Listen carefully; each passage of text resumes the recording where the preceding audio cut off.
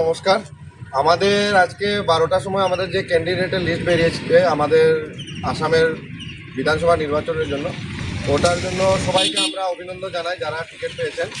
আর আমরা আমাদের নিজের খুশির জন্য আমরা একটা বার্তা দিতে চাইতেছি। আমরা যে আমাদের বরকলায় আমরা যে মনের মতো প্রার্থী পেয়েছি, আমাদের কিশোরনাথ মহাশয়কে আমরা পেয়েছি 2016 সালের যিনি আমাদের বিধায়ক ছিলেন, ওনাকে আবার পেয়েছি। এবার আমরা সবাই মিলে ওনাকে জয়যুক্ত করে, বিপুল ভোটে জয়যুক্ত করে ওনাকে আমরা শুধু বিধায়ক হিসাবে নয়, মন্ত্রী হিসাবে আমরা ওনাকে দিসপুর পাঠানোর জন্য আমাদের চেষ্টা চালিয়ে যাব।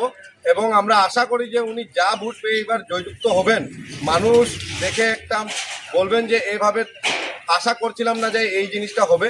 আর আমরা রেকর্ড ভোটে ওনাকে জয়যুক্ত করে ওনাকে শুধু বিধায়ক না, আবারও বলছি, ওনাকে আমরা মন্ত্রী রূপে দিসপুর পাঠাবো।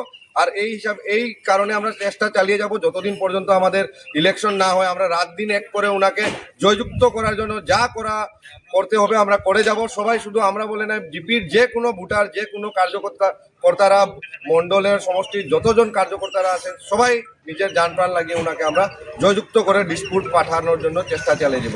ভারত মাতা কি জয়, বিজেপি জিন্দাবাদ, বিজেপি জিন্দাবাদ।